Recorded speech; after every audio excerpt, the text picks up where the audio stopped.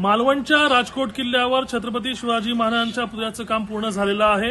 या संदर्भात उद्या 11 मे रोजी राज्याचे मुख्यमंत्री देवेंद्र फडणवीस इथे उपस्थित राहणार आहेत। यावेळी ते राजकोट किल्ल्याची पाहणी करतीलच, त्या व्यतिरिक्त छत्रपती शिवाजी महाराजांच्या पुतळ्याची ती पाहणी करणारच आहेत, दर्शनही घेणार आहेत आणि एकंदरीत या संदर्भात उद्या दुपारी 12:30 वाजता ते उपस्थित राहतील। तसेच राज्याचे उपमुख्यमंत्री अजितदादा पवार आणि एकनाथ शिंदे सुद्धा उपस्थित राहणार। या व्यतिरिक्त खासदार सिंधुदुर्ग जिल्ह्याचे खासदार नारायण राणे, पालकमंत्री नितेश राणे तसेच येथील स्थानिक आमदार निलेश राणे सुद्धा उपस्थित राहणार आहेत। आपण पाहू शकतो कशा प्रकारे इथे तयारी करण्यात आलेली आहे। उद्या दुपारी इथे हा कार्यक्रम पार पडणार आहे, त्यावेळी मुख्यमंत्री फडणवीस सुद्धा उपस्थित राहणार आहेत आणि ही आजची आपण इथली कामकाजाची स्थिती पाहतोय।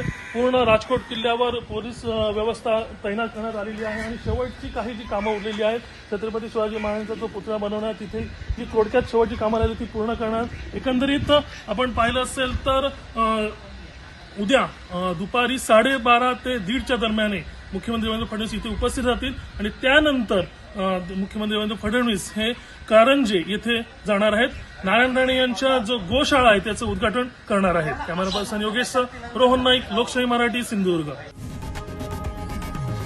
लोकशाही मराठी ऐका, पहा, जागरूक रहा।